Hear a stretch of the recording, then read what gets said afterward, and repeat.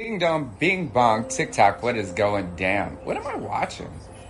I just, I just watch all kinds of I watch Gaia. So Gaia is just the okay. It's like Netflix for your mind, dude. So instead of looking for something specific, I just have a bunch of cognitive therapy and expansiveness, just documentaries and all the magical stuff just happens, and I'm just chilling, right?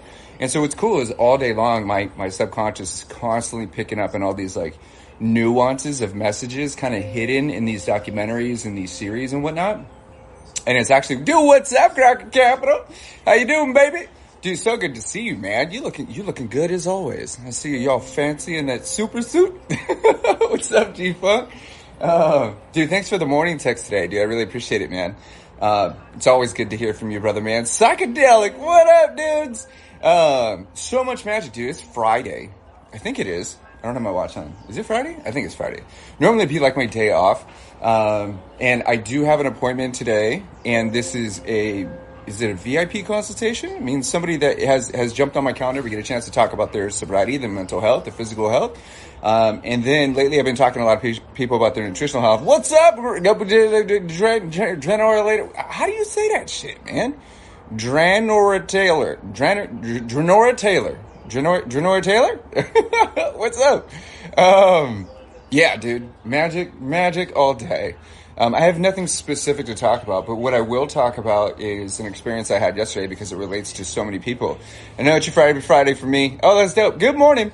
I got a chance. Here's something that's really, really, really cool. And you don't know who's going to cycle back around.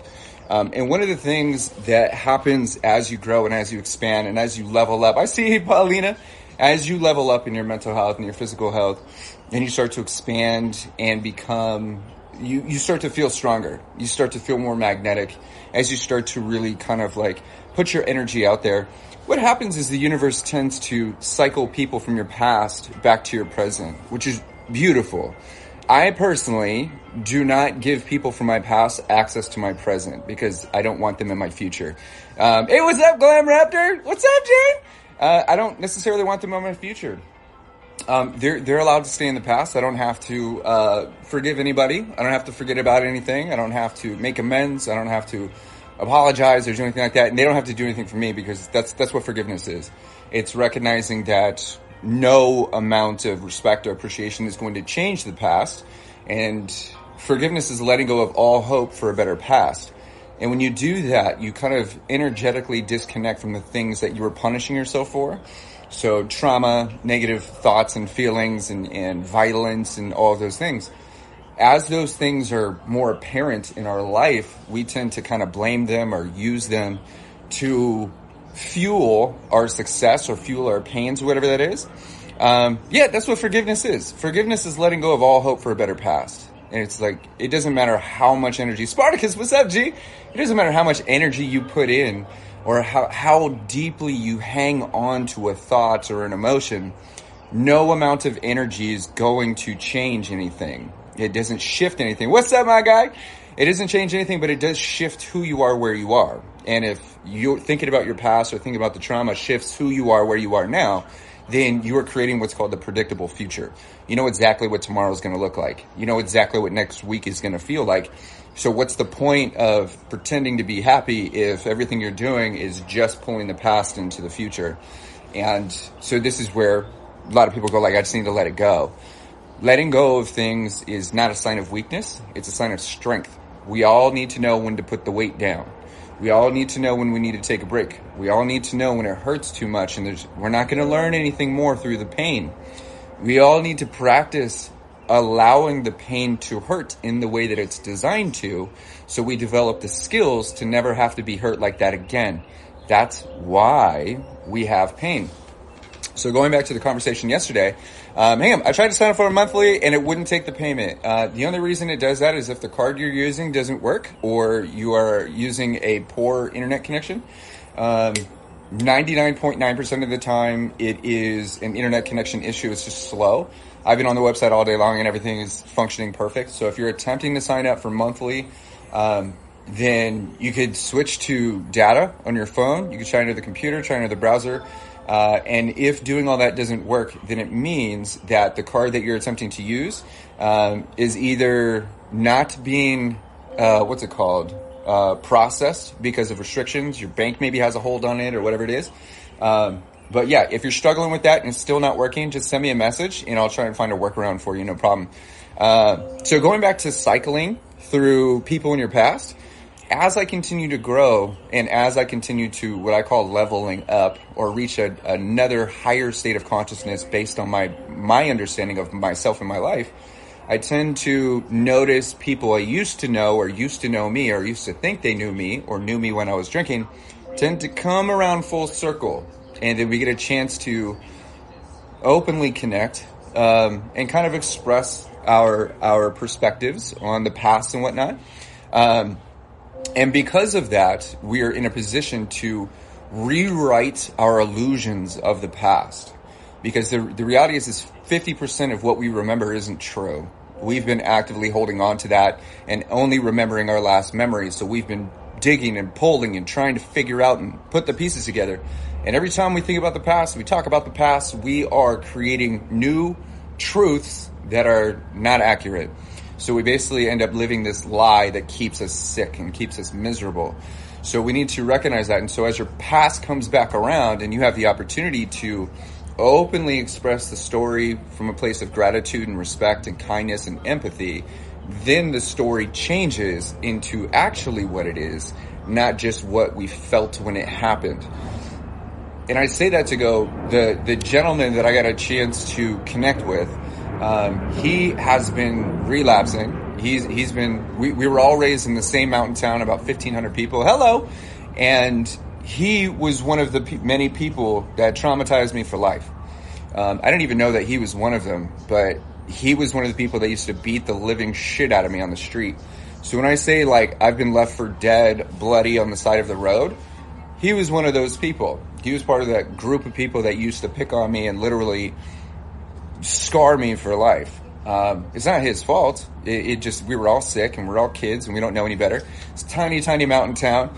And I did not realize that through all that pain, through all the anguish, through all the hurt, and through all the trauma that he and his friends caused me through their own circumstances, that I would be the one helping them survive their own minds.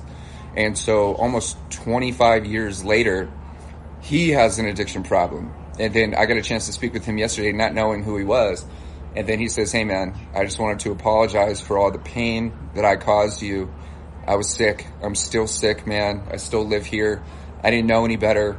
And I appreciate your support and your time." And it's because of my recovery.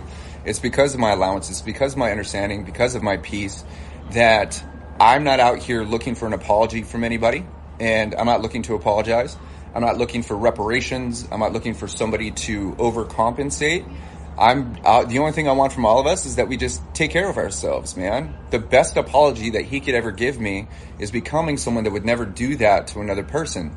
And circumstantially, interestingly enough, he has to learn from the person he tortured how not to torture people. So it's this very, very interesting cycle that happens. The even more interesting part is I didn't have to reach that state of forgiveness by meeting him. I had already let it all go and allowed it to be what it is, radical acceptance.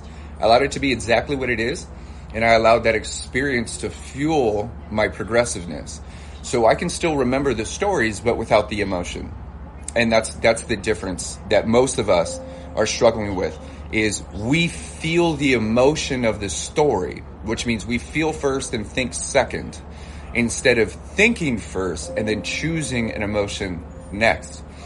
On that concept, that's what alcohol does for us, is it helps us feel first and then think second. Thanks for your support, but damn, I feel guilty and horrible. You only feel guilty and horrible is because you're better now. And this is directly associated with the conversation I had yesterday, is homie, he's sitting here and he feels like he has so much guilt and so much shame because he's been struggling a majority of his life with his emotions, with his mindset, with his body, with his spirit.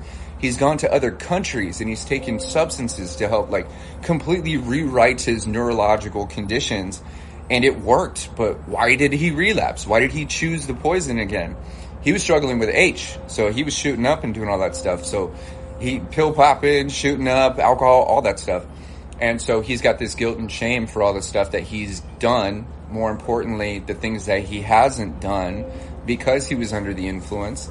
And the trip is that we spent about an hour and a half. I'm in tears and so disappointed in myself. Hey, dude, if being hard on yourself worked, it would have worked already. You have to realize this. Your beating yourself up is assuming that you have to feel bad in order to be loved.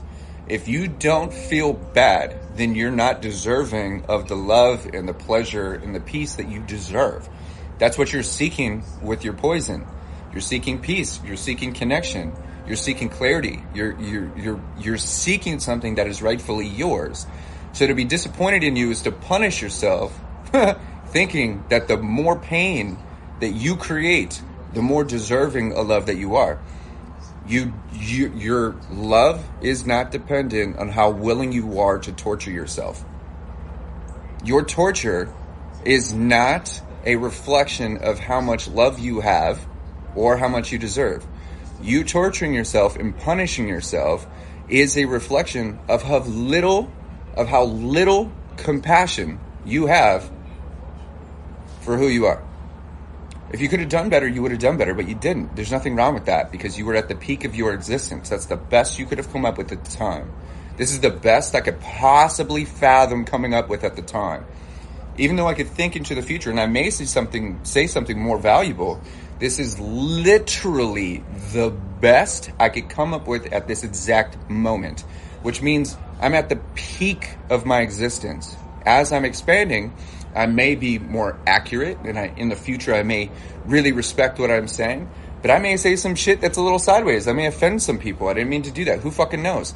But for me to beat myself up doesn't make me a better person. For me to feel like shit doesn't mean that I have more pleasure, more happiness, and more love, and more whatever on the way. We have to really think about this. Would you torture the person that you love the most? We could even talk about religion. A lot of people are talking about this. Like, this is just basic stuff. If God loves us, why would he torture us in hell?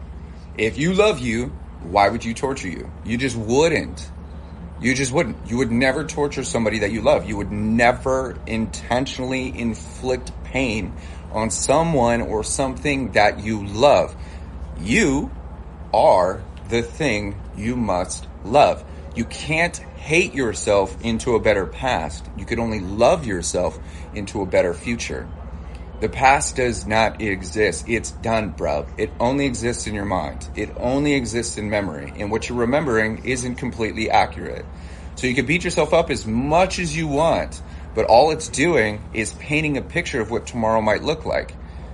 That's called a predictable future. So if you can step into this space and go like, okay, I felt the feeling, I learned from it, then cool. We're allowed to be happy even when we feel like shit. We're allowed to do happy things. Hey, babe, what's up? We're allowed to do happy things and do pleasurable things for us. We're allowed to move forward. We're allowed to take care of ourselves. We're allowed to feel healthy. We're allowed to drink water. We're allowed to rest. We're allowed to do these things. You're allowed to take yourself out to a fucking movie. Because the reality is that if you were a happier, healthier person, you wouldn't be disgusted in your own actions because you'd be inspired by your own thoughts. The last thing that you need to do is make your life more difficult. Because that's the opposite of what prevents you from doing shit in the future. Really think about that shit. If being hard on ourselves worked, it would have worked already. If working harder worked, we would all be rich. How much of your time, your energy, and your essence and focus have you put in to working harder, struggling harder, punishing yourself longer? And what has it gotten us? Absolutely nothing. Nothing. It got us more of what we don't want. That's why we can't continue doing the same things and expecting different results. This is what, hey, what's up? Hang on, I'm gonna clean this camera, see if it gets any better. That didn't work at all. Oh, there we go. So that's the whole thing. That's what personal growth is. Today is a new day. Right now is a new moment.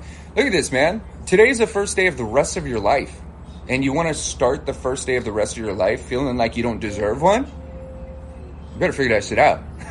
You better start saying some good shit to you, man.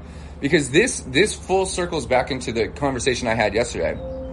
Homie, he was sitting here, and he's like, bro, I was so nervous to talk to you, man. My hands were sweaty, and I'm like, you know what I'm saying? And I was like, I never even met this dude. Why are you so nervous, bro? I'm here to support you. He's like, well, I thought, and you were thinking, I'm like, you're living in the future, G. You have no idea what this conversation is about. I don't even know who you are, brother. You're creating all these unrealistic expectations, and then your body thinks that it's happening. Your mind is telling your body that we have something to worry about, so it's acting in accordance with your subconscious or your very conscious mind. You have a dysregulated nervous system, G. Just sitting across a screen on a Zoom session, your body is under the impression that it needs to be afraid of something, right? It doesn't. And this comes back to relapsing. When our body believes that what we're thinking is real, and it always does, then we are conditioning ourselves for what you may call a relapse. 2 weeks today, dude, I'm so stoked for you. So look at this. There's a difference between a lapse in your sobriety and a relapse in an addiction. So before you say you relapse, you need to understand that if you ain't an addict, you can't relapse. Just because you like alcohol a lot, just because you enjoy taking that substance a lot, just because you party every day, just because you drink every day, just because you have a high tolerance, just because everyone tells you you're an alcoholic, just because everything that you could ever possibly think of has literally led you to believe that you're an alcoholic, doesn't mean you are.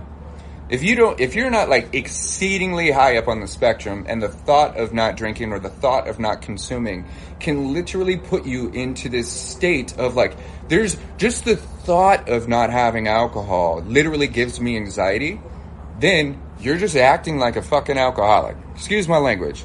You're acting like one. You drink like one. You could drink and party and play and do every single thing an alcoholic would. You could act and pretend all day long and tell yourself in a million different ways that you're an alcoholic. And you could listen to every single person. And you could listen to all these podcasts.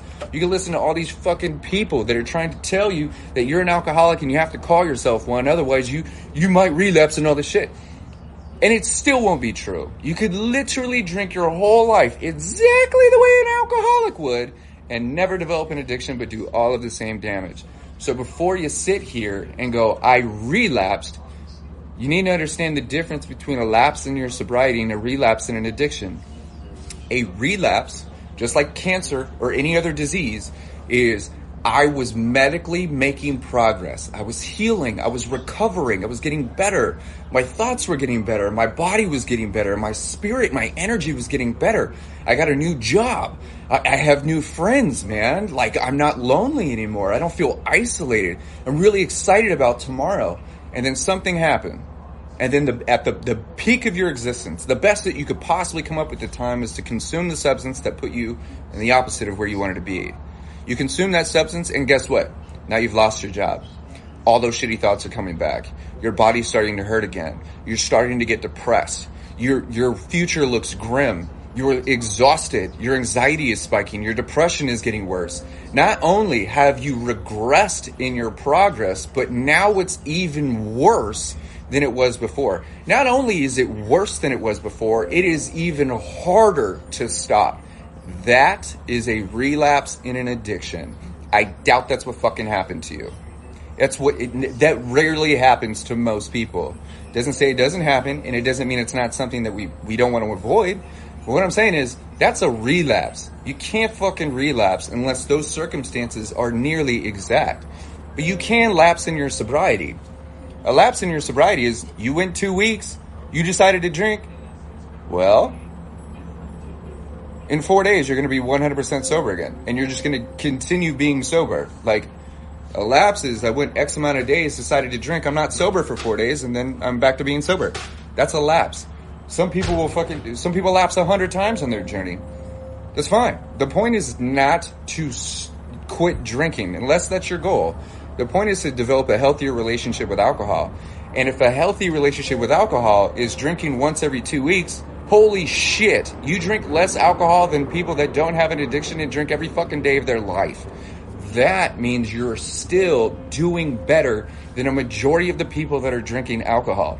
You're allowed to lapse. Is it encouraged? Absolutely not. Is there a level of risk? 100%. Because depending on your dependency, how emotionally and physically entangled you are with that substance, then a lapse may trigger you back down a rabbit hole. If for whatever reason you found yourself back down a rabbit hole, that's not the end of your story. You can't drink yourself back to day one. You can't reset. You don't start all fucking over. And the reason for this is you can't get more sober than sober. 100% sober is 100% sober. And guess how many days it takes to be 100% sober? This many. 4 days. Which means that 4 days since your last drink, after a lapse, you are back to being the exact same amount of sober you were before you decided to drink. So if this is alcohol, and I drink, look at it like this. I haven't had alcohol in 6 years. If this was a beer, and I decided to take a sip of this, that amount of alcohol will be in my body for the next 4 days. Which means I would have lapsed one time in 6 years. And then in 4 days, I'm back to being 100% sober. I just keep counting.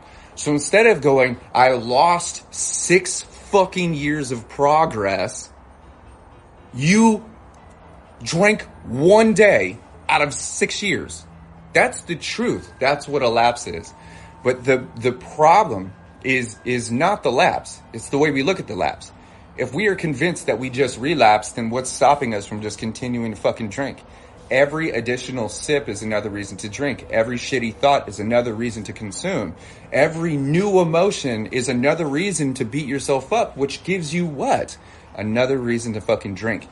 We can't beat ourselves up and expect to just unlock a level of love.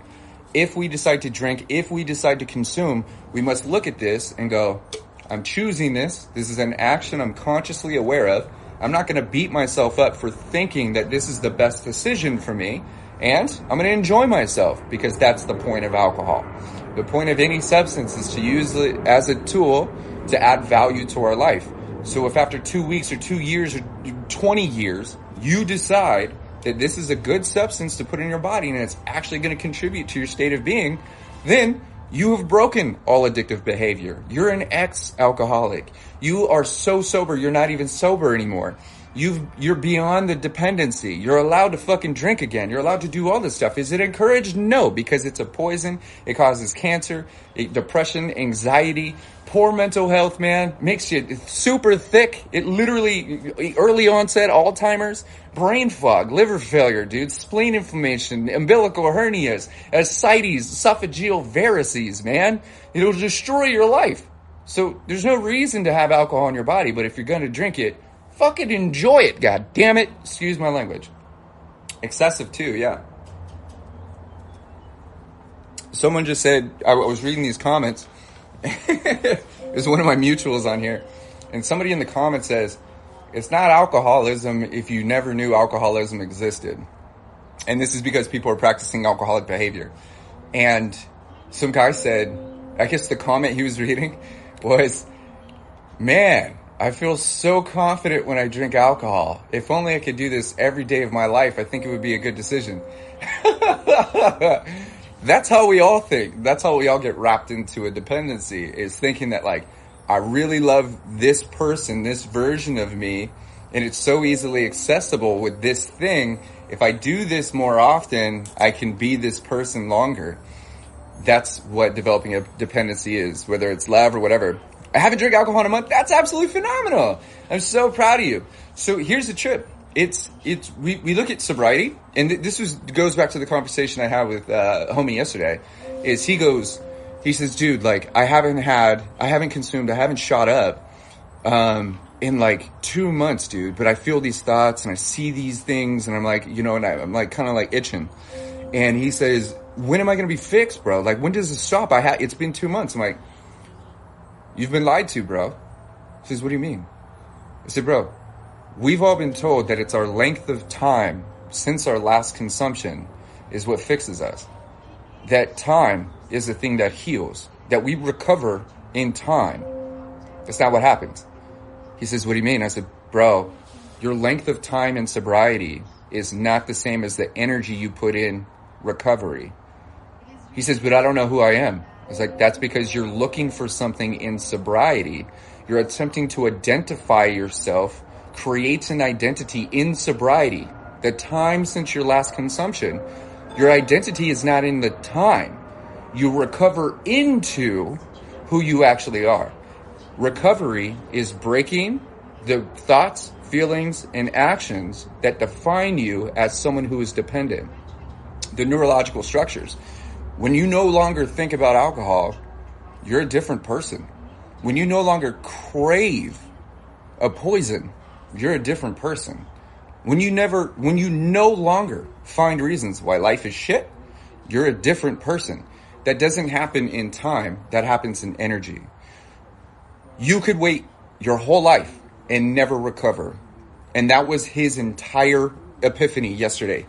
He said, dude, so okay, so what you're saying is that it doesn't matter how long I go, nothing is coming. You're absolutely correct. 100%. I said, you're waiting for something that is not arriving, because your recovery, your new being, doesn't arrive in the same way that I wasn't on my way, bro.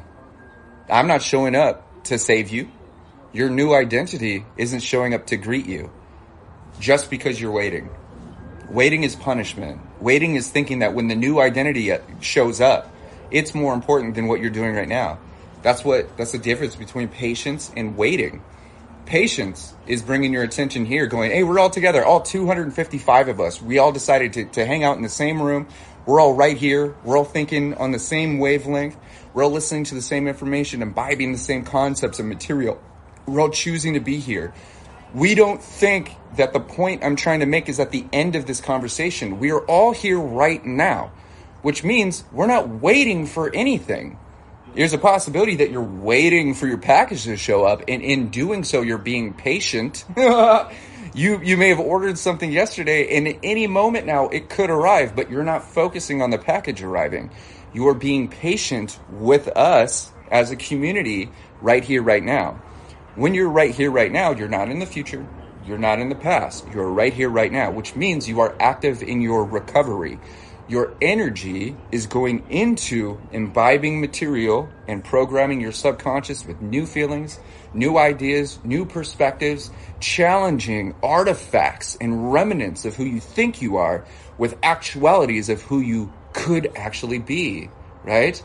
This is what recovery is. Recovery is energy. Energy goes where your attention goes. So whatever you give your attention to, that's where your energy goes. And if recovery is the amount of energy you're putting in, then what are you giving your energy to? If you are focusing all of your energy since your last drink on how shitty you are, how you wish you had this, how you wish you changed the past, how you can't believe you didn't do that, how you can't believe they said that to you, how shitty you feel, how shitty you look, how shitty you think, what the future looks like, all you're doing is taking all of the energy that you used to give to escaping that with alcohol back to amplifying all of the reasons why you think you could drink. Our energy is going backwards. Our energy is thinking that if we think about the past or think about the problem or think about the pain or think about those circumstances hard enough and long enough and feel those things, they will be different. And when those things change, I will be different. It's not how it works.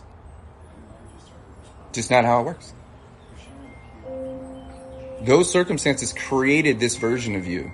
And if this version of you that was created accidentally through the circumstances you don't like, then you're in control of everything in the future. It means that you see the past in a new perspective, and you're actively today making aggressive or simple shifts in your perspectives, in your day-to-day, in your thoughts, or in your habits. So you don't fear or have anxiety about what's happening tomorrow. Because everything that we think about today, 90% of the thoughts I have today that you have today are the same as yesterday. And 40% of those are shitty thoughts about you. Those are all intrusive. Imagine 40%. Like imagine having 100 thoughts. 90 of those thoughts are the exact same, no different. But 40 of those thoughts are trying to make you feel like shit. That's what our life is. That's exactly what life is. And the unfortunate part about our conditioning, about our belief systems, is we think that we're choosing to think those thoughts. We think that we are the thoughts. They're coming from you, right? Right? They're coming from you. You just said something. They're coming from you. Didn't you create them? If you created them, then it's your fault. And if it's your fault and you don't like that, then you should be upset that you thought that thought that you didn't. Did you choose to think that? The point is that a majority of the 40 to 70,000 thoughts we have per day, we don't choose to think. I relapse after a week and I feel guilt. Do you have an addiction? You can't relapse if you're not addicted. This is facts. I came across you by chance and at the right time. Everybody comes across everybody at the right time. That's the beautiful part about divine timing. So the trip is we need to actively, progressively step into and start practicing becoming someone that we actually enjoy. And my reference to him yesterday was, hey, bro, you practice your whole life to become someone that you don't enjoy accidentally. Now we have to practice becoming something that you do enjoy being intentionally. That's what life is. Life is not fixing what we don't like. Life is creating more of what we do like. When our attention goes towards what makes us happy, what brings us joy, what makes us feel progressive and expansive, what makes us feel like we have everything we want, everything we need, right? What makes us feel abundant or what makes us money, those are progressive areas. And when a majority of your thoughts aren't negative, but are positive or optimistic or influential, then what happens is everything around you starts to look differently. The lights start to get brighter. The colors start to get more vibrant. You see yourself in a different light.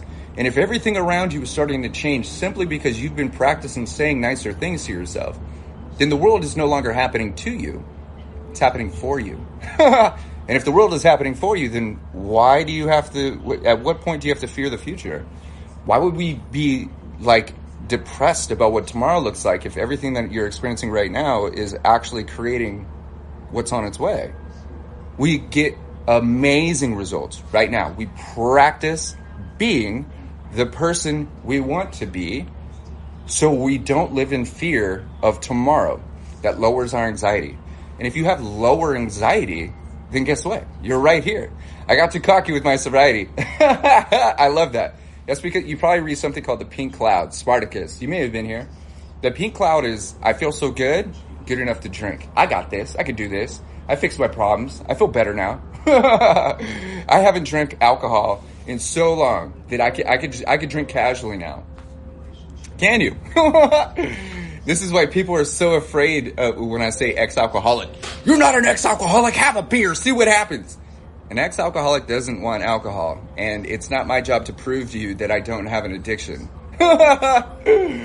Motherfucker, I don't even drink alcohol. I used to be addicted. I used to be dependent, and now I'm not. And now I don't want it. That's the definition of an ex-alcoholic. Someone that was physically addicted, emotionally dependent, and now doesn't want alcohol. Just doesn't. They don't sit here. Their life isn't derivative of where the alcohol is. We're not actively trying to, prevent relapse or anything like that. Our life has nothing to do with alcohol. That's what beyond sober is. You're so sober, you can't even use the word sober anymore, because to say that you're sober is to indicate you have a problem. But if you don't have a problem with alcohol and you used to, you're not even fucking sober, because you're not saying no to anything. You're saying yes to everything else. That's who you are. You're someone that is living a happy, healthy lifestyle. Thank you so much for the gifts. And it's based on that we get really excited about what we're doing, who we are, and where we're going. That's what personal development is. Remember, personal development isn't fixing all the things that are quote unquote wrong. When we start giving our attention to what's working and what feels right, all the things that are wrong discard themselves. You can't be focusing on all the things that are working for you and expect all the bad things to continue staying there. There's no room for that.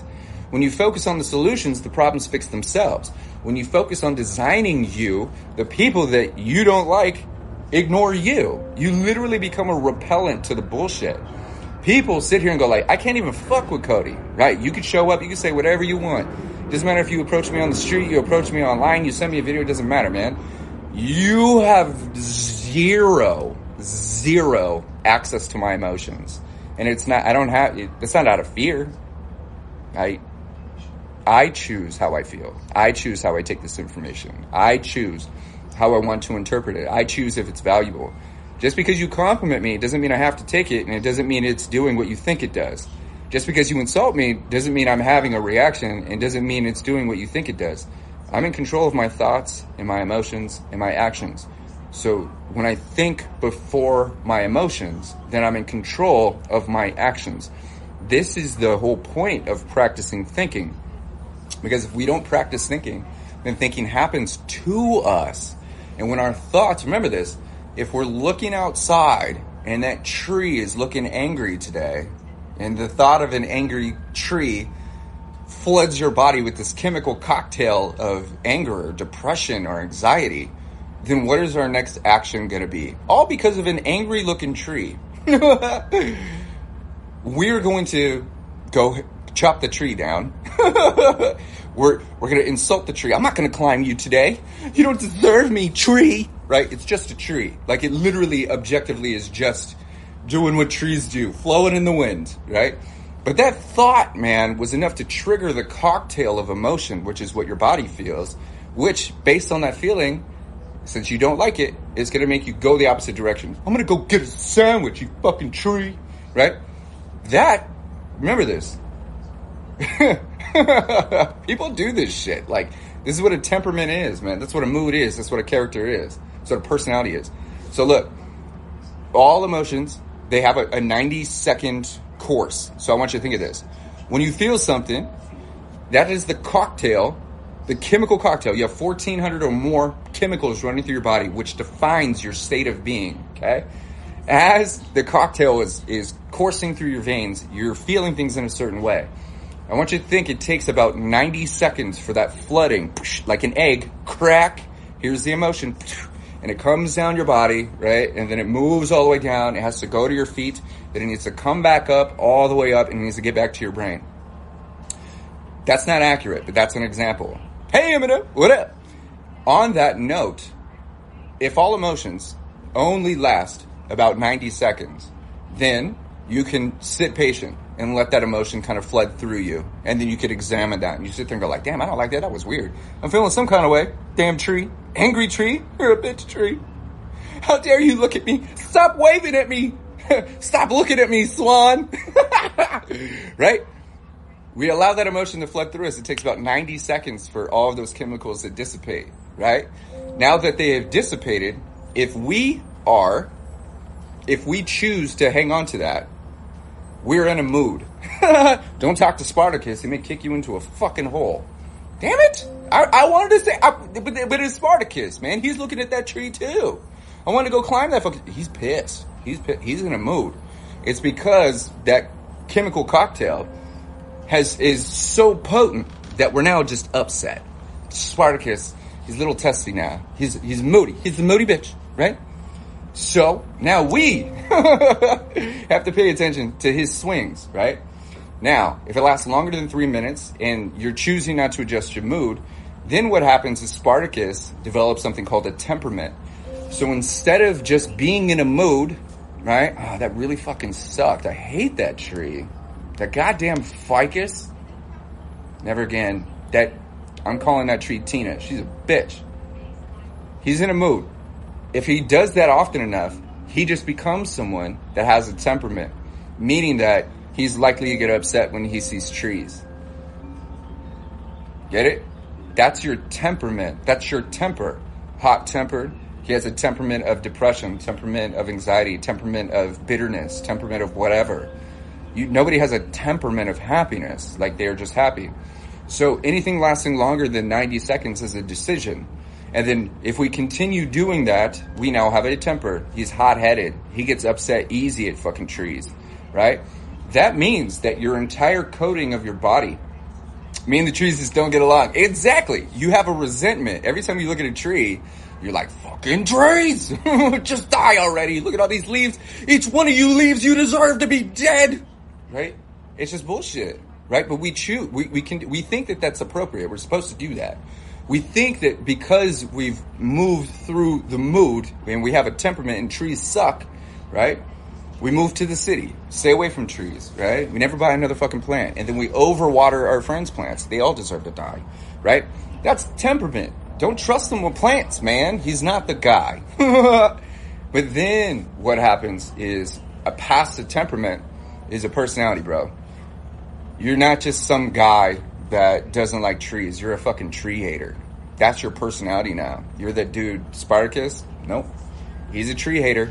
All because he didn't allow himself to process that emotion when it showed up a week ago because the leaves fell on his face. He is now a tree hater, right? That's a part of your personality. It's not just an extension of things that you do. You are a hater. Damn. All because we felt greater than our thoughts. All because we let that emotion define what that experience was. Dude, what fell on your head, nobody did that to you. Gravity happens. Trees happen. You were just walking, bro, and that branch came down. Like, you could be upset with trees all you fucking want. The point is that it happened. So when we radically accept this information, we remove our emotion to it, which means, damn, I got hit in the face, bro.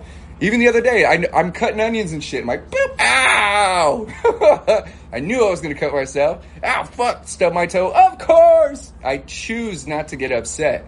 Even when I'm like frustrated on things, I was doing something, like I refreshed the browser, I was doing all this editing for the website, accidentally hit Control R, refresh the browser, and I'm like, fuck! Ah, of course. Of course. All right, let's do it again. The point with this is it happened. I could let the fact that all of the information that I've been working hours on just disappeared, ruin my whole day, or I could go, that's exactly what was supposed to happen. Well, shit. Well, that was fun while it lasted. And then I sit here and I'll go, I'll do it again. And here's the interesting part. Always, when that happens, the next time I do it, it's always better than the first time. So I've learned to find reasons why all of those mishaps are actually telling me, happy mistakes, yeah, are telling me that it wasn't supposed to be that way, right? And those are beliefs. That's something I choose to believe, right? I choose to believe. It helps me feel better. It helps me move forward thinking that a happy mistake, a happy little accident, Bob Ross, that happy little accident was actually for me. And moving forward into that concept, even yesterday I was going to the gym and I went all the way to the car, downstairs, 3 flights, and I forgot my fucking hat. God damn it. And then I was like, that's supposed to happen.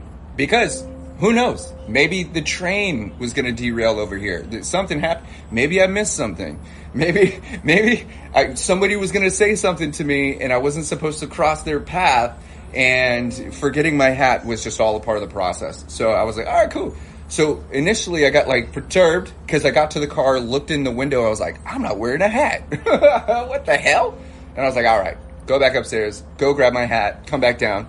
And then I started bumping some music, have a kick-ass drive through the hills and all the trees and all that shit. And so then I had a great workout yesterday, right? I'm sore, right? My point with all of that is that we must think greater than our emotions. And one of the things that happens when we're starting to drink is we feel first and think later, okay? We feel first and think later. And this is because we're kind of out of sync with the process. Remember, we're seeing information first. That's being processed here. If we're seeing information and we are bypassing the thought process and going straight to the emotion, then everything that we're looking at is another reason for us to escape. So as we look at information, we look at this and go, is that for me? Is this not for me? Is it proper? Is it improper? Or do I prefer it? Do I not prefer it? Whatever. And then we choose how we'd like to apply an emotion or no emotion. It's just a tree, bro. It's just a hat. It's just alcohol. It's just whatever. It's just an asshole. It's just a fucking angry driver. It's just a TV show. It's just news. It just is. We are not obligated to have an emotional reaction, a thought, or opinion about everything. It's just a tree, dude. It's just a tree. So once you look at this, Spartacus, you're just Spartacus. Or are you? I see you so much greater because I see you showing up. Like all the patterns that I recognize, the things you say, how often you're around, where your attention is going, what's sparking your interest, what you're responding to indicates that you're a highly intelligent, very EQ'd person, dude. that deserves respect and admiration, dude, that is struggling forward, that is practicing deep techniques, that is really imbibing information that is solely beneficial to him, but he's also doing this because he likes to serve others. He knows that the people around him benefit from him taking care of himself, so he continues to show up. I see him over in Mama Wolf's lives. He's constantly imbibing, constantly developing, constantly growing. That's all because of your fucking comments, dude. You're in the process, 100%. But the difference is you're not in the process. You are the process. The process isn't happening to you, and you didn't jump into anything. You allowed yourself to become the process. You're looking at yourself now and going, holy shit, I am what I'm seeking. I'm discovering more of myself, and I'm starting to realize that I enjoy hearing these specific types of information. I enjoy this specific type of vibe. I might feel low, but I'm really gravitationally affected by this type of person, right?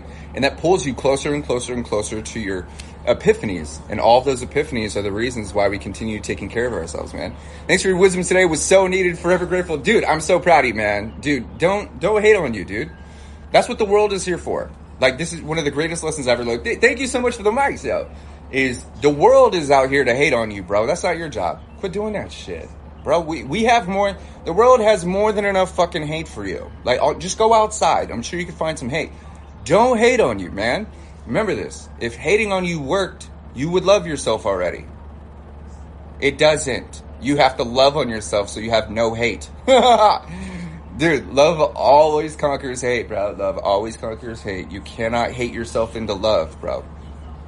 It just doesn't work like that. I wish it did. And I know this scientifically, neurologically, because I literally hated myself until I died. And then I had to die to realize that loving on me is the only reason I'll be able to live. I have to practice loving me. Off to work. Take care of you, bro. Focus on the supporters, not the haters. 100%. We also have to remember that there's, for every one person that has the courage to hate on you, is 100 people that are going like, fuck that guy. What the fuck? You must be a super sad human being to think that your negativity actually holds value in a positive situation. Like, you have to be blatantly disconnected to look at a happy, healthy person and go like, you know what that person needs? A bunch of shit in their life. And I'm that guy. I'm committed to being that piece of shit. Thank you for the dumbbells. I love that. I'm committed to at the best of my ability to be the most hated person in every room I walk into. I hope I don't find myself in a fucking elevator because I deserve every fucking fart. People feel that way. And they wonder why they get hated on. It's because they attract what they are. They also attract opportunities to express themselves at their finest, which is also the worst of most people. I say the same and keep that thought in my mind too. Right? Dude, I support you. Thank you so much. I support me too. That's the trip, man. I'm out here, taking care of myself so I can be a centrifugal force of love and light and guide for those that could benefit from my existence. As a leader, I'm a servant leader. So if you don't know the difference between a leader and a servant leader, a leader is someone that is just doing it, right? Kind of going along the way. And more like a boss, right? Leaders lead. Like leaders, it's kind of hard to breed a leader, but it's possible. So leaders lead. But then there's a servant leader. A servant leader leads by serving those he's leading or she's leading. So I'm here to show up to make sure that you don't need me. A great leader is someone that provides the tools, the resources, the knowledge, the opportunity, and the environment for those that are following him to become greater than him or her. I want you to do better than me. I don't want you to just do. This is what you see is rock bottom. That's what I want. I'm helping you reach the real rock bottom, which is also the peak of your existence because it's the first day of the rest of your life. When you recognize how unstoppable you are, that is your lowest point in life. So my perspectives, my mission, my purpose, my drive, my energetic force is to make sure that I am facilitating opportunities for you to take everything I know, believe, feel, and practice to Mars. to the fucking outer realms of the galaxy. I want to see you doing better than me. A servant leader also wants to impact the people giving their attention to that person such an energetic safety that when they find themselves doing better than their previous leader, that they want to take that leader with them. Makes sense? So I want to treat you so well, and I want you to feel so good, not just by concept, not artificially, but genuinely. I want you to feel so good about your progress that when you have an opportunity, when you see a situation, and you're like, you know who I'm going to think of? You know who would be perfect for this? You know who I want to take with me? I want to take Kohdi with me, dude. Because he was there, man. It was either that one TikTok, it was that one program, it was that one fucking live video, it was that one thing. I want him to have this. I want that's my thank you. And he doesn't even need to accept it, but I want him to have it. That's how grateful and appreciative and respectful, that's how good I feel about myself, is I am selfless now. I want him to have what I've acquired. I want to share it with him. If we're all doing that, then we are all leading each other. We're all walking each other home. Thank you so much for the rose. We are all reaching heights and then reaching down to pull the next person up and then going, hey, bro, here's all my tools. Take it. Then they take those tools and they do it better. Then they reach down to us and we grab that and then they bring us up. And then we take all their tools and then we go and we reach and then we come back and reach them up. And that is what life is. At least it's my perspective and my understanding and what I believe like an actual fucking utopia is. It's nobody doing better than anyone else. It's just doing things that inspire the people around us. Because the peak of my existence could be a very minimal baseline for what you're trying to achieve. But the feeling is the same. Because I could sit in my apartment here in Nashville and go like, I literally live in a fucking mansion, dude. I couldn't imagine a place bigger than this. I'm at peace. I have everything I need, dude. I work my ass off and I love it. I have great relationships, man. I love sharing myself, dude. I eat good food. I take care of my body. I got all this. This is literally, if I died in this place, I'd be totally happy.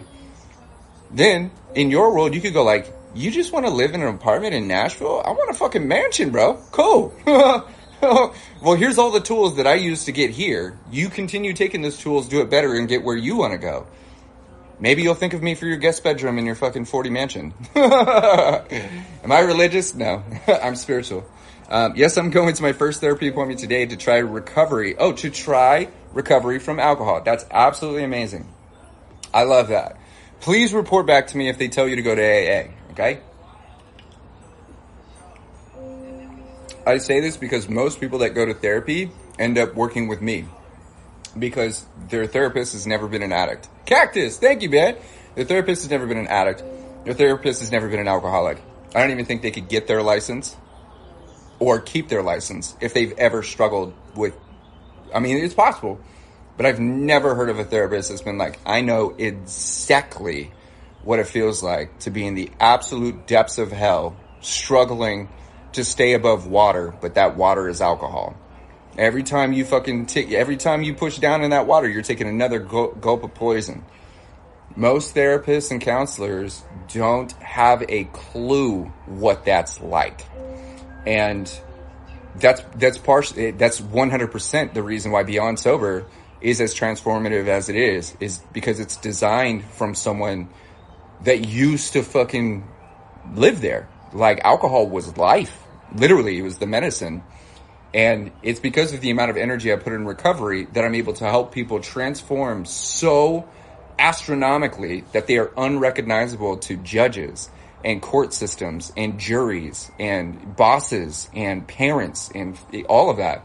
Literally, a certificate from the Beyond Sober program could literally get your children back if you ever had them taken away. CPS recognizes a Beyond Sober certificate as an actual form of accomplishment. That's why when you graduate through the Beyond Sober Masterclass, it is so powerful, dude. Because most people don't do it. Most people don't need the program for that long. They don't need it for 6 weeks. They don't need it for 5 weeks. They need it for 1 week. Once we start practicing radical acceptance and allowing things to be what they are so we don't punish ourselves for what they're not, then most people go like, that's all I needed. And that's called front loaded. The impact that module 1 has in the Beyond Sober Masterclass is so impactful that most people don't need the rest. They just have access to it, which is why people can sign up for free, take it for a week, and then cancel a membership because they literally don't need it anymore. So they can get the whole thing for free. But then there's people that go like, okay, I'm struggling with radical acceptance. I can't even do that. I need to go into module 4, which is back to the future, thinking about your past. Once they learn these new concepts, then they could go back to module 1 and then 2 and 3, and then they don't need it. But modules 5 and 6 are how to 10x your success, how to get 10 times the results with your regimen. And then module 6 is life beyond sobriety. And that is a step-by-step holistic approach, which means your way, to designing a life based on everything that you learned in the program. When you watch all those videos, man, and you get sent that fucking certificate, it's one of the most powerful certificates you could ever get your hands on. No doctor has ever graduated through the masterclass. No therapist has a certification from Beyond Sober. They just don't, because they don't need it, because that's not their clientele. But if they did, they would be unstoppable and we'd be able to change the world. But that's why a lot of therapists send their patients struggling with alcohol abuse, toxicity, over to either Beyond Sober for them to graduate, or I end up working with them personally. It's power, dude.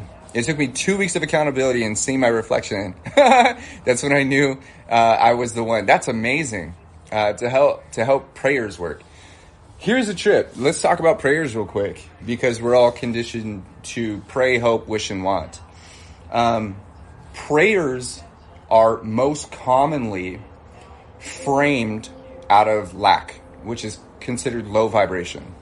I pray that the cancer goes away. I pray that the pain stops. I pray that they don't hurt anymore. I pray. It's from lack. It's from something we don't have. We're sitting here expressing to the universe and to God and to the oneness and source from a place of lack. I don't have it. The universe is always going to say yes. This is how the universe works. This is how God works. Doesn't matter if you're religious, spiritual, anything. It's always yes. So if you don't shift your energetic force and the words you're using, then the world is just going, yeah. So if you're going, I pray, I just want more money. Please give me more money. The universe is going, I know you want more money. Yeah, you do. I pray that the pain stops. I believe you. Yeah. There's a lot of pain there. It's just agreeing with you. I'm in pain, make it stop. I believe that you want the pain to stop. The point with this is, if we are constantly hoping, wishing, and wanting and aspiring by what we don't have, we are attracting more of what we don't want. Because once again, we're focusing all of our energy and all of our attention into what we want less of. So think of this. If you want to stop thinking about alcohol, why would you start thinking about alcohol? I want less poison. What do you want less of? Poison. You want less of what? Poison. What do you want to stay away from? Poison. What do you want to stop drinking? Alcohol. What? I don't understand. I'm struggling with poison. Please help me stop drinking what? Poison. All we're doing is framing our entire perspective, everything, around the thing we don't want any of. I want less what? Pain. I want the what to stop? Depression. I don't understand. What do you want to stop? Depression. I don't get it. I don't. Okay, obviously you want more of that because it's the only thing you talk about. Obviously you're really interested in that because it's the only thing that you express to yourself in the universe and everybody around you. If that's all you want, then here's some more depression because you love talking about that shit. You literally won't stop. Every single thing you're talking about is a complaint, dude. You're constantly finding reasons why that doesn't work. You don't like this. She sucks. He sucks. The world sucks. All this shit. So here's more of what you don't like because it's the only thing you want to talk about. But if you flip that shit and go, I love feeling fucking good in the morning. I absolutely adore having everything that I ever fucking need. I have all the food I need. I have the shelter I need. I have the money I need in this exact moment. I don't need to get more money to have the exact amount of money I need in this exact moment. In this exact moment, I don't need any more money because where I am right now, I have everything I need, everything I want. I am the person that I need to feel as this right now. Nothing needs to change. I don't need to shift. I'm allowed to be happy right now. I want more of this happiness. I want more of this abundance. I want more of this opportunity. I'm ready for more. I am excited about the money. I'm excited about the opportunities. I'm excited about the healing. I'm excited about the abundance. I'm excited about the success. I'm excited about the growth. I'm excited about the expansiveness. I'm excited about these new dreams. I'm excited about the new people. I'm excited about those new foods I'm going to try. I'm excited. The world's going, yeah. And then your whole mind and body are geared to going like, holy shit, I love that guy. Oh, is that it? Is that it? Is that the money? Is that the abundance? Is that the shit? I can feel like this right now. Nothing has to change for me to feel like this. The way I feel is a fucking decision. Holy shit, I get to choose it. I love feeling like this. Feeling like what? Feeling like I have fucking everything. Do you have everything? I do right now. And I know for a fact that I will in the future because I figured out every single thing in my entire life. There are things that I don't prefer, but there are more things that I fucking love. And even at the worst of this shit, I can still breathe, I can still think, I can still sleep, I can still eat, I can still talk to people, I still have social media, I still have friends, I still got a phone, I still got electricity, I still have a vehicle, or I could borrow a vehicle. Literally everything I'll ever fucking need in my entire fucking life is constantly going to show up because I've survived everything. And the proof is in the past. I love not living in the past, but if I am going to live in the past, I'm going to recognize all the shit that has constantly been working out for me. I love not having to pretend like things aren't going to work out because everything is always fucking working out. Even when it's shit, I always find a way. Or a way always finds me. Something always shows up at the exact moment, including Kohdi. He shows up on my FYP every fucking time I'm feeling low. When I'm thinking about drinking, that motherfucker shows up, dude. These are absolute truths, and you do not have to believe them to be true, but you have to practice believing them in order to see it. You have to practice saying this shit in order for that belief to be so powerful that your brain goes, this is what we want. If all you want is to see blue, your brain's gonna look for it. If all you want is to feel abundant, your brain is gonna help you realize how much you have. Abundance doesn't mean more. Abundance doesn't mean more. Abundance is simply this: having everything you need whenever you need it. You don't need a fucking Lamborghini. You don't need a new body. You don't need new friends. None of that shit. You have everything you need. You're allowed to be abundant with everything. Having what you need at any particular moment. You could be walking down the street and go, what do I need right now? I need to take another step. Well, you got the body for that. You got the mind for that. You got the expression for that. You got the codes for that. You have everything you need. You're allowed to feel abundant. You're allowed to feel in alignment. You're allowed. You are allowed to feel these things with nothing else. If the only thing I had was a cardboard box, I would still have everything I need. Learn how to enjoy your own company. You got to practice being someone you enjoy. I hate Lambos. That's why I have a Ferrari. There you go. The unfortunate part about most people that I've met many millionaires, billionaires, dude. These motherfuckers have so much dough, it's insane. But they are also the saddest people I've ever met in my entire life, dude. This is why, like, they don't even understand the concept of abundance. They have so much money, they can't even emotionally connect to it. They have so much opportunity, they can't possibly fathom. Think of it like this. Think of it like, I have so much money, I can't even see the end of it. And because I can't see how much fucking money I have, it's like I don't have any. I just know that I could go buy a fucking car. I could just go buy a house. I could just buy this shit. I could just buy my way in. I could buy my way out. I just have money. But none of this can buy me happiness. It could buy me an opportunity. It could buy me a small place in Nashville for me to practice being happy. But this apartment and this thing doesn't make me happy. My Ferrari doesn't make me happy because nothing can make you anything. Happiness is a decision. A Ferrari could help me step into a state of pleasure, but pleasure isn't happiness. It is pleasurable to sit in these comfortable ass seats. It is pleasurable to know that I own this badass whip. It is pleasurable to know that I could fucking listen to these songs and that bass is just vibrating my butthole in the perfect way. I love that I could drive my Ferrari through these fucking hills and cut all these corners, and that's pleasure. That is amazing. But why am I still empty? Why doesn't it feel right? Why don't I feel like I have everything? I could literally buy anything. So if I could buy fucking anything, why don't I have everything I need? I just have everything I want, and everything I want is based on everything that I thought that was going to make me happy, and I'm still fucking sick of everything because it's impossible for me to enjoy fucking anything. So I constantly buy something new. I constantly find new fucking pleasures. I constantly get involved with bullshit. I constantly peak that fucking cortisol. I constantly drink more. I'm constantly looking for more bullshit. I'm constantly looking to get involved with something to distract me from my fucking Ferrari because I'm bored of that shit now, because happiness isn't in anything. It's not in anything. Happiness isn't in anything. Happiness is a state of being that you choose. You give yourself permission to feel happy for no fucking reason, dude. No reason. You don't need a reason. We don't need a reason to be happy. Nobody gives us happiness.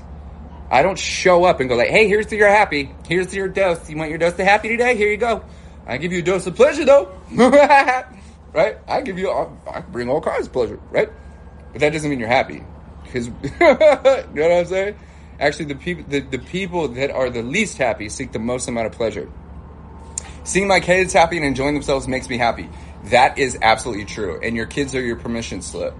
Bashar talks about this. So, for instance, you may see my face and you have permission. You see me and go like, oh yeah, that's right.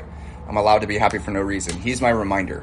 When I see him, I'm reminded that I don't have to work harder to be happier. I actually have to disconnect from the shit that's distracted me from how much happiness is actually inside me. His face is my permission slip to live happy, do happy, be happy. With seeing your kids, seeing my kids happy, you are giving yourself permission. They are your permission slip to disconnect from all the things that is distracting you from recognizing how happy you are. You are happy. You don't generate happiness. You see what I'm saying? It's something you allow yourself to feel.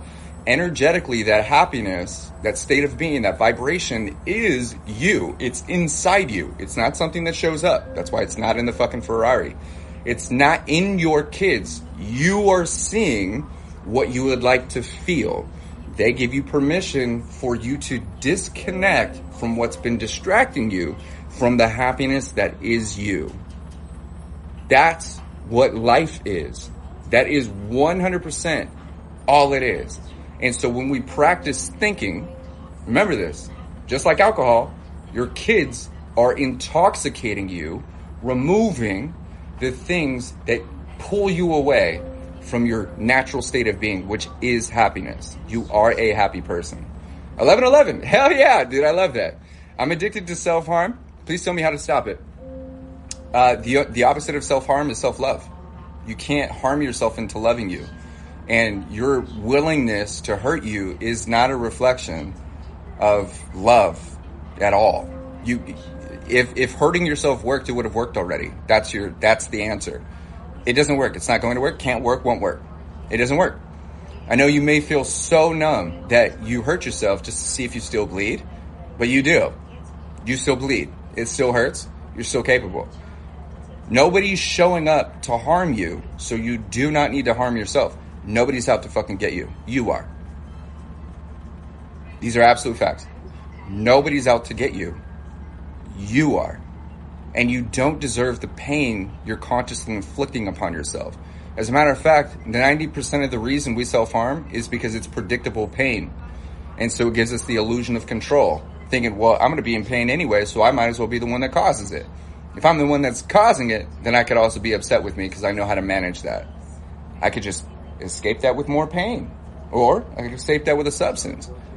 But if hating on you worked, you'd love yourself already. If being hard on yourself worked, it would have worked already. You can't destroy yourself into an infinite being, dude. Like, it does not fucking work like that. What you're searching for is peace.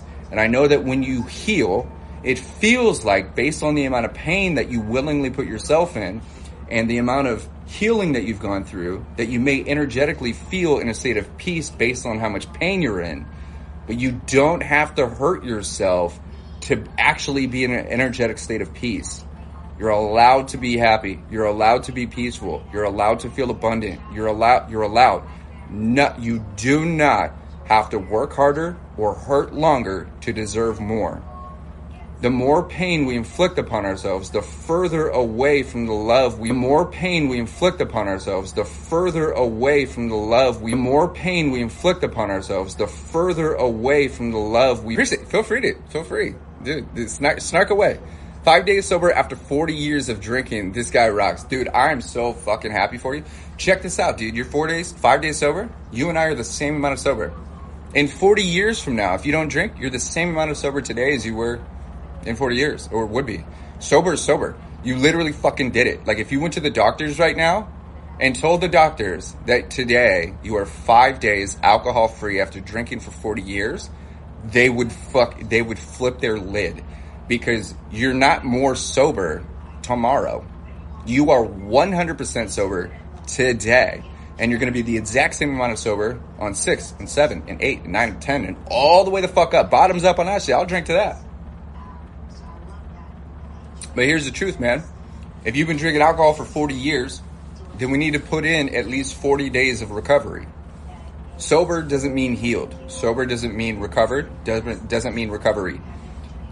It took you 40 years to decide that you matter. Now you have to practice reminding yourself that it's true. That's recovery. Recovery is healing into someone that doesn't feel that alcohol is the solution, that alcohol is the answer, that alcohol is good for you, that the poison was worth it.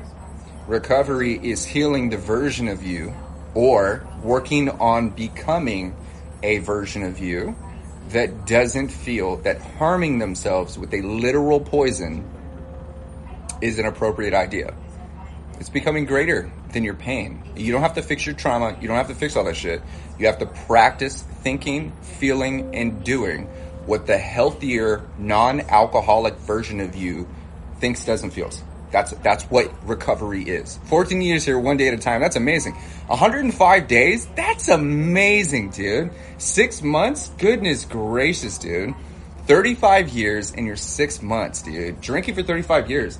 That's fucking phenomenal, man. I drank for 24 years. So you guys got 10 years on me, and you're doing better than I ever did, which unfortunately brings a lot of weight to the amount of damage I did, because I did 30 years of damage in 15 years. So if you guys have made it 35 and 40 years, then you've been heavy drinking for an extended period of time, and now your body is going, all right, the time is now. My mom drank alcohol for almost 50-something years before she finally decided to get sober. She relapsed many times. And I mean relapsed. Like, she would go months and then drink for months, and then even worse. So she would drink for be sober for 2 months, and then she would drink for 4 months, and then she would drink for a month, and then go back to drinking for 6 months. And then now she's 3 years alcohol free, man. That's so badass. I'm so stoked. No, Mama, I appreciate you. I can't get past a year. You can. What happens on 366 days? Nothing is different. You choose to drink at that point, and there's nothing wrong with choosing to drink at a year mark. Celebrate that shit. If you want to drink alcohol, you're going to drink alcohol. You're not supposed to quit forever. Alcohol is a tool. If it's a problem for you, it's a problem for you, but it's not a problem until it becomes a problem. But there's no problem with you drinking on day 366 unless you make it a problem. You got to remember this, dude. There are people that drink every single fucking day that aren't addicted and will drink the rest of their life. And you went 365 fucking days not consuming a poison that other people aren't even attempting to escape from.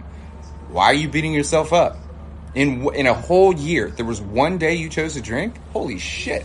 That's amazing. That's called a healthy relationship with alcohol, which is what sobriety is all about. Sobriety doesn't mean quitting. Sobriety means developing a healthier relationship with alcohol. Sometimes a healthier relationship with alcohol is a couple beers a day instead of the 15, 16 that you needed. That's what recovery is. It's recovering from all of the neurological and emotional responses that make you act like a fucking alcoholic. If you are no longer encouraging yourself to practice alcoholic behavior, you've recovered. Scott, get it? Get it? If we don't understand these perspectives, then we continue doing things under the illusion that it's impossible, we can't do it, that we're reaching something that is completely pointless, right? So Scott, if you're drinking 15 fucking beers a day, you're practicing drinking like an alcoholic, which means you're preparing for alcoholism. If you're not addicted, but drinking like you are, your body is preparing as if it's an imperative part of life. It's going to start using those 15 beers as a fuel source soon enough. But if you start practicing drinking like someone that has a healthy relationship to it, then your body goes, oh, we casually consume this. It's no longer prominent in our life. That means you've recovered into either someone that practices drinking like a healthy person, or you've become a healthy person that practices using alcohol in a healthy way. Is this recorded so I can save it? Yeah, it'll be on beyondsobertv.com. Definitely a huge difference between alcoholic behavior and just having a drink. 100%. Just because even if you I know I work with people every day that have had or have a physical addiction to alcohol and emotional dependency. We start working on the single shot method, right? They go through all their withdrawals, they do all that stuff. They lower their intake with practice and neurological reconstruction, and then they find themselves from having to have a gallon a day, 2 bottles a day like me, a bottle a day, a fucking 24 pack a day, down to having 2 or 3 drinks a night, or 2 or 3 beers a month. Alcoholism is not this long-term thing. Once an alcoholic, always an alcoholic is a blatant fucking lie. If you continue calling yourself an alcoholic, you're always going to program yourself to be one. If you continue thinking you're one, you're going to continue acting like one. You can't become an Olympian if you don't practice Olympic shit.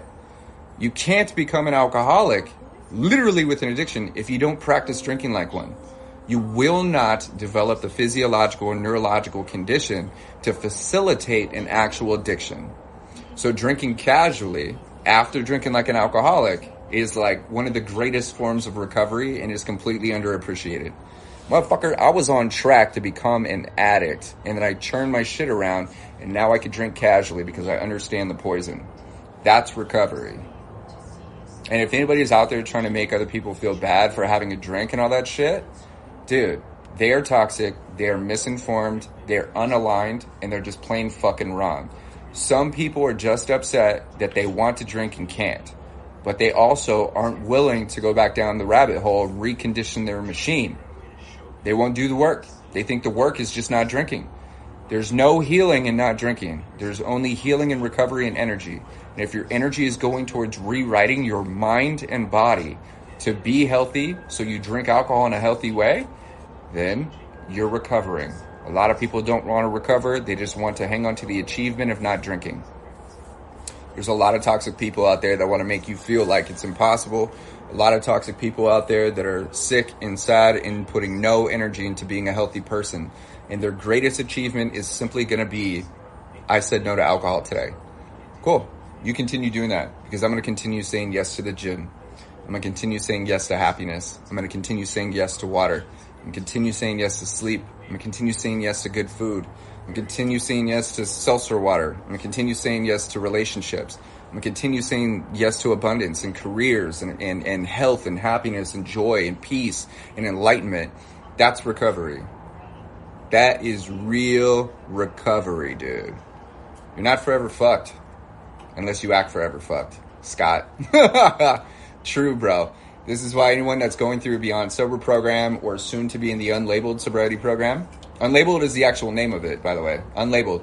Redefining sobriety on your own terms without labels. Living beyond the limitations of a label. Sober is a label. Alcoholic is a label. Addict is a label. And if your whole experience is limited within the realms or the confines of what that word means, then you're never going to give yourself permission to become greater than the label that limits you. I'm sitting here crying, bro. I love that, bro. That's recovery, dude. That's badass, man. Those are happy tears. Those are epiphany tears, bro. That's hot, man. That's so hot. The best of us, man, let that shit out. I cry every fucking day, dude. I'm not sitting here bawling in the corner, but I am sitting here squeezing some fucking tears out. Boom! Let that shit happen. I'm so happy to be alive. I'm so happy to be moving forward. I'm so happy to be doing nothing. I'm so happy to be doing everything, dude.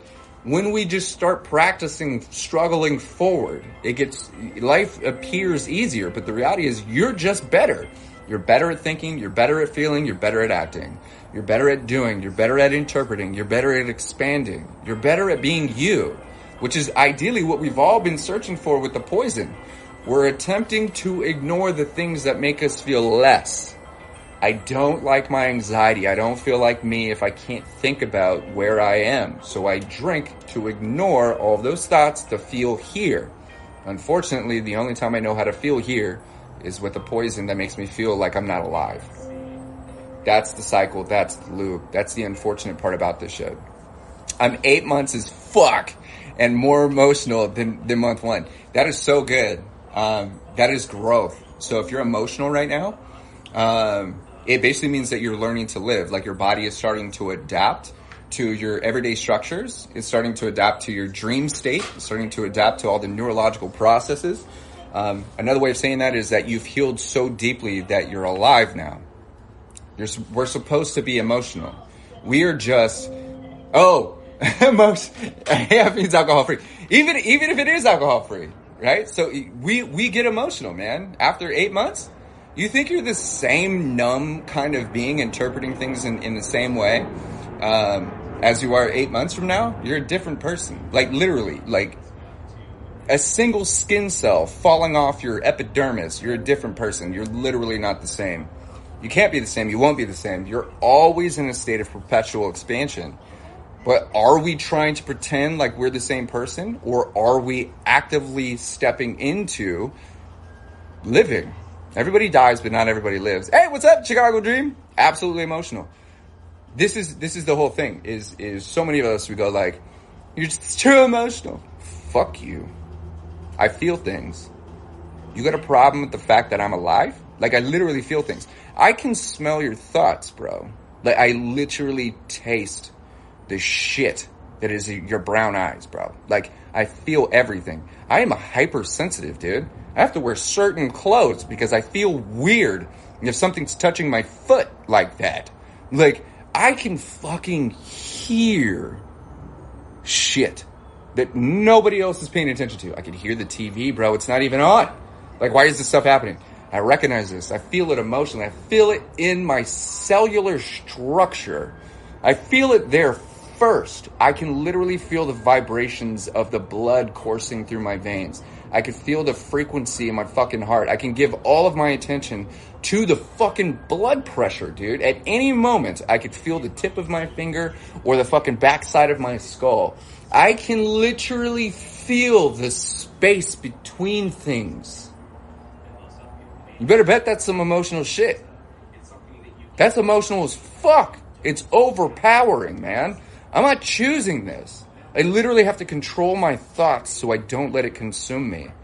But I also feel the nuance in other people. I tear up at the dumbest shit. Some chick's smiling on TV right now. That brings me joy, dude. I love seeing all these people are smiling over here. I fucking love it. I'm surrounded by that shit. I like having the human experience. The human experience is derivative of our emotions. I give myself permission to feel happy. I give myself permission to feel sad. I give myself permission to be pissed. I give myself permission to be depressed. I give myself permission to be at peace, which is 90% of my existence. I give myself permission to be lost, right? I go for a walk when that happens. I give myself permission to feel like I don't exist. To feel isolated, to feel disconnected, to feel lonely. All of the emotions, I give myself permission to feel it. The difference between feeling it is I don't embody it as my existence. Sad is not who I am. It's just something that I feel right now. Peace is the energy that I am, and I choose to tap into it more than anything else. The more peace I feel, the more happiness I allow myself to feel by choice, the less of those emotions become or feel overwhelming. Did I ever have a therapist? I didn't have a therapist. I had to, everything that I know, everything that I practice, I had to take like courses and programs and get coaches and stuff. And then once I learned the information, then I had to practice it. And then now I master it every single day. I'm not even an alcoholic. That's amazing, dude. I need help, but it's hard because I'm only 22. Bro, you know you've been asleep for like 5 years of your 22 years on Earth? If you add up 8 hours a night for 22 years, you've been asleep for a long fucking time. You're not even fully developed for another 4 years. Only 22? Dude, I'm 38. in my life, I'm not even halfway dead yet, bro. Like, if you're 22, you have so much going for you. It's insane, man. But I watch your stuff because you help give advice for my anxiety tips. Yeah, man, anxiety. That's what this tattoo is. Anxiety hacker. It's true, man. Holy shit, 22? I was in the gym yesterday, and this Marine guy, I was doing like upside down push-ups on this pull-up bar thing. He's like, I was a Marine. I'm in Tennessee. I was a Marine. I want to get back to doing that. How'd you do that? Show my wife. I was like, you want me to get back up there and do that? He's like, yeah. And so it's like, think of like a pull-up bar, but inverted. So my feet is now up, and I'm doing pull-ups to the ceiling. And so he's like, I used to look just like that. I want to be as strong as you. And he's like, how long did it take for you to do that? And I was like, fuck, I've been doing this for a couple years, right? And he goes, what does he say? I was like, he says, I'm 52. And I was like, I'm almost 38. He's like, what? I give you like 26. Bro, healthy looks good on people, man.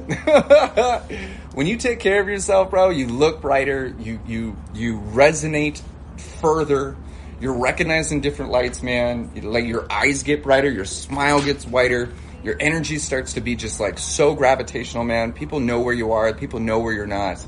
And it's just, everything shifts, man. Thank you so much. But then, you know, once again, this is the difference. And this goes 100%. The glow is real, dude. You have identity crises too. And that's the difference, is just not drinking doesn't bring this on, right? So the skin, the looking nice, all that stuff. Just not poisoning yourself doesn't make you glow.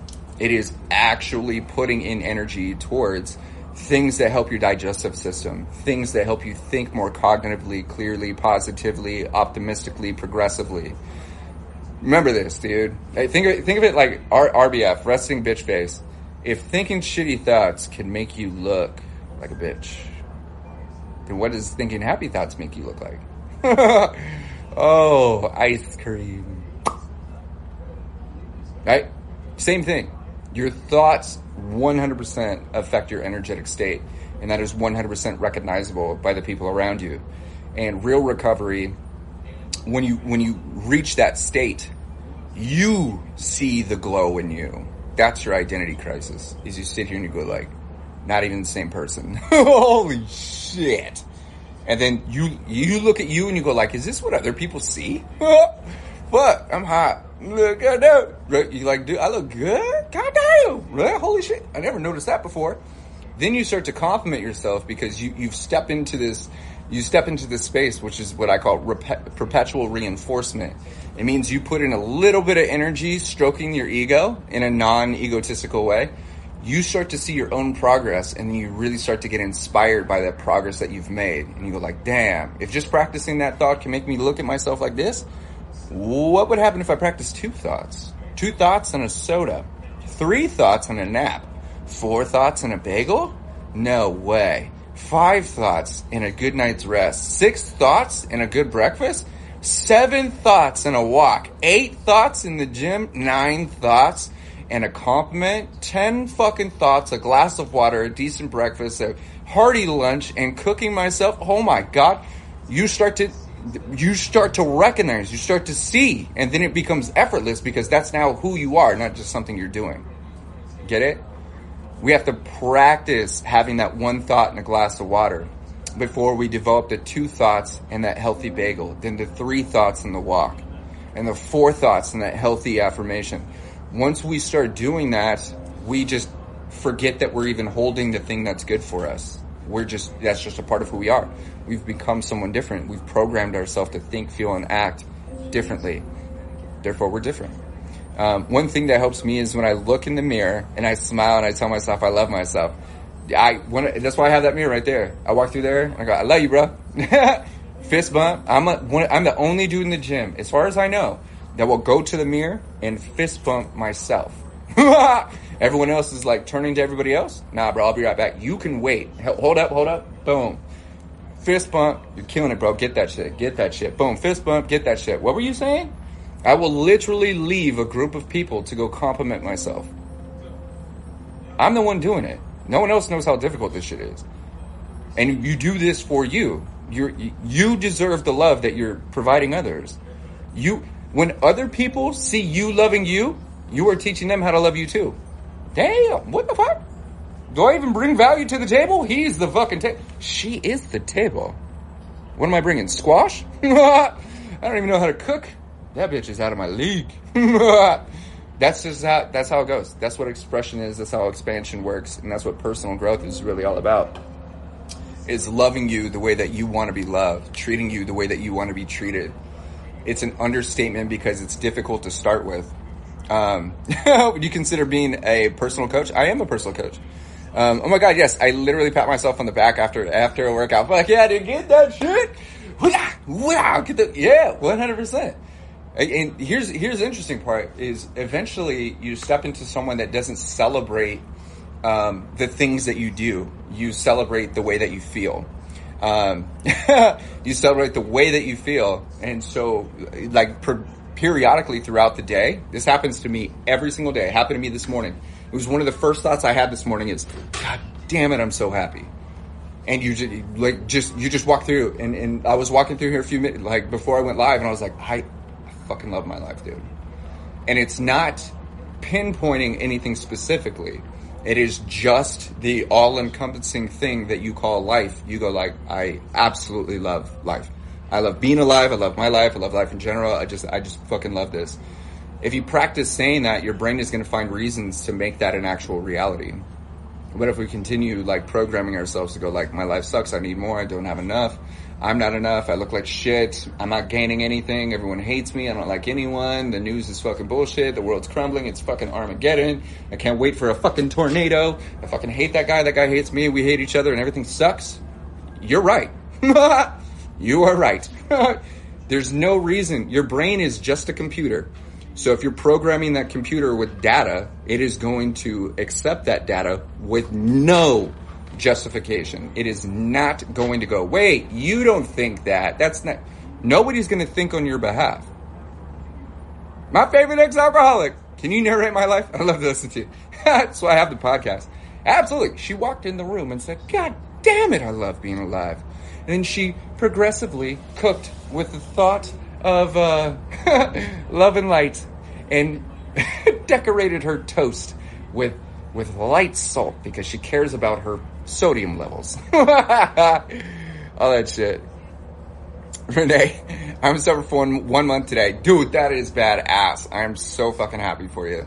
You and I are the exact same amount of sober, 100% sober. Like, you did it. You did the fucking work. But that doesn't mean you're 1 month recovered. You may not even start recovering until right now, because recovery is putting our energy into things that help us evolve and help us get better. Not just feel better, get better.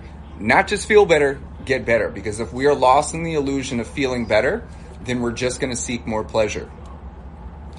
Getting better is someone that doesn't need to seek pleasure. Getting better is being someone that doesn't need to seek pain. Getting better is someone that feels great where they are, who they are, and is excited about where they're going. I feel so much better. That's amazing, dude. I'm a little over 2 months sober today, but lately I'm craving a beer really bad. That makes sense. There's a difference between craving alcohol. If you like alcohol, you keep, okay, so here's the thing. 2 months. There's nothing wrong with drinking alcohol, dude. Like, your whole life isn't going to go down the drain if you decide to drink. If you think you're going to be more sober or lose sobriety, then you're misinformed. You can't get more sober and you can't lose sobriety. So what that means is if you decided to drink because a beer actually sounds fucking good, then you've developed a healthier relationship with alcohol and you could drink. Don't take that seriously if you have a real fucking issue with alcohol. If alcohol has been destroying your life, and it has been incredibly difficult to say no, and you struggled, and you know that drinking alcohol is a bad idea, then dude, fucking go for a walk. Literally, make a bagel. Make some shit. You're just seeking peace. That's it. You're just seeking peace. That's all we're allowed to be at peace. I go to the gym.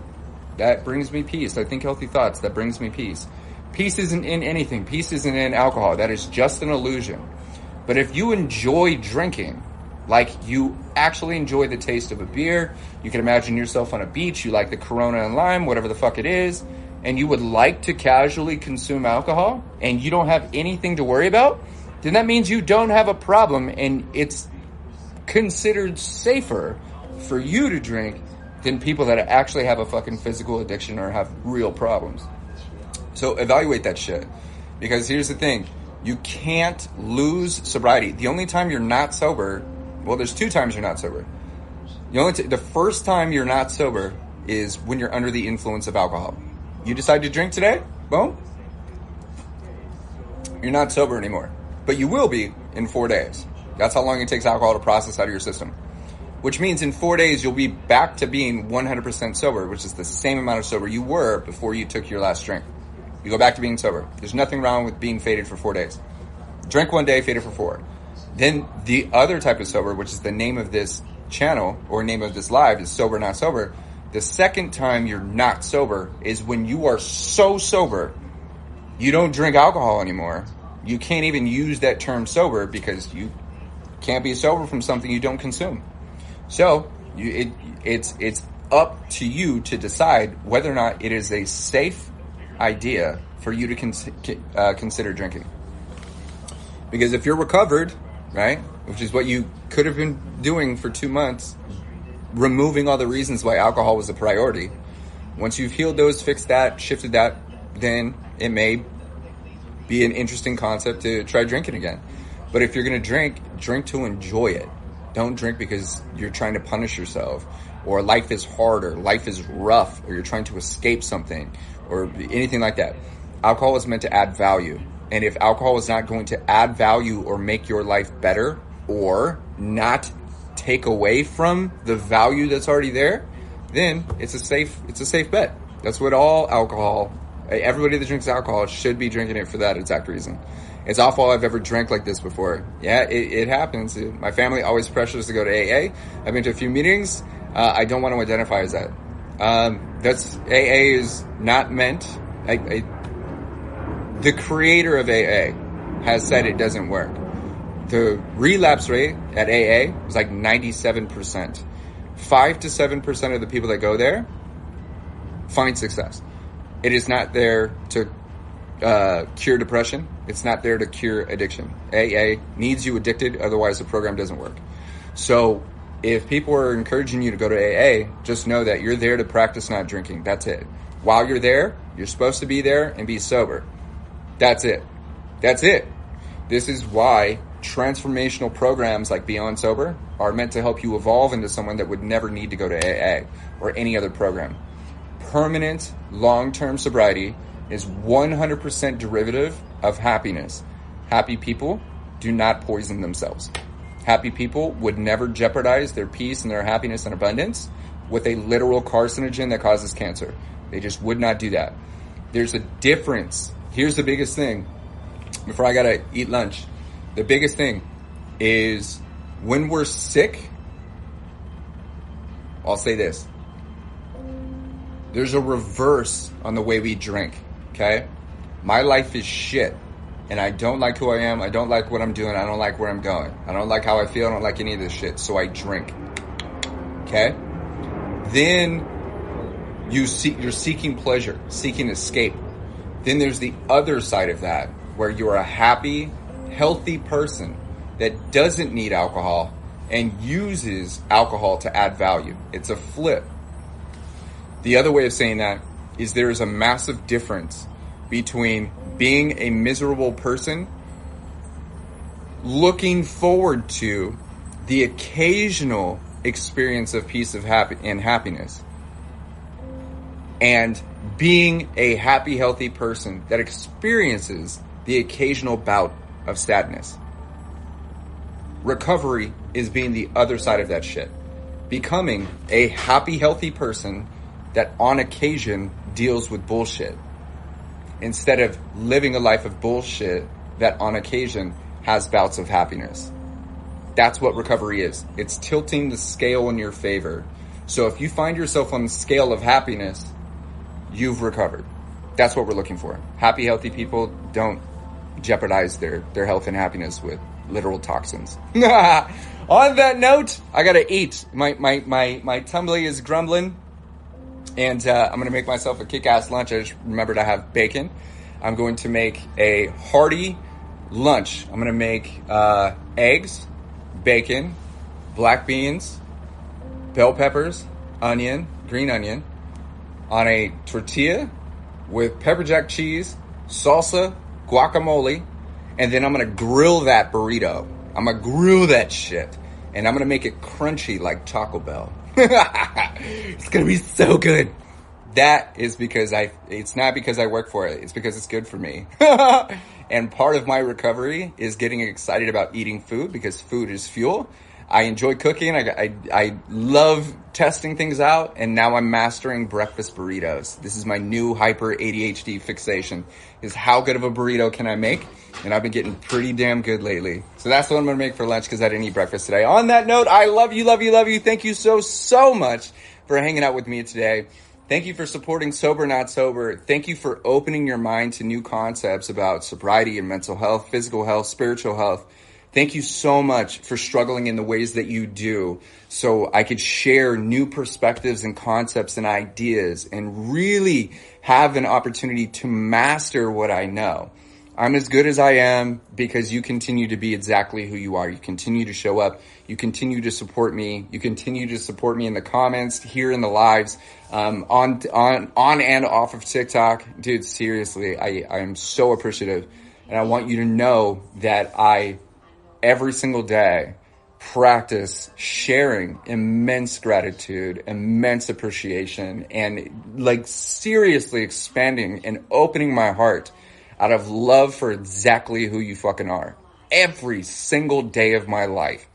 And there's not enough words to express how important you are. Like I hope that my energy sits with you and I share myself as best as I possibly can to let you know that you're amazing. And I can't thank you enough, honestly. And I will be back soon. I'm going to eat that burrito and we're going to connect. If you would like to connect with me and we haven't connected already, just hit that link in the bio. It says beyondsober.org. All of my sobriety resources, hundreds of articles, all the free stuff, the programs, everything you could ever possibly imagine. You could even ask me a question right there with that link. So if there's something specifically you'd like to ask me, just drop your information, ask that question, do the little CAPTCHA security code thing because I've been getting spammed lately. Do that, and then I'll respond with either a video, a text message, or an email. And then someone asks, hey man, can you be my coach? Absolutely. Just hit that website, look in the menu bar, it says apply, drop your information, and then we'll have a conversation. With that, thank you. Please do what my mother always says. Will you please just take care of you? Take care of you. Yeah? Just for a little bit? Just practice? Please just take care of you. Take care of you. Yeah? Just for a little bit? Just practice?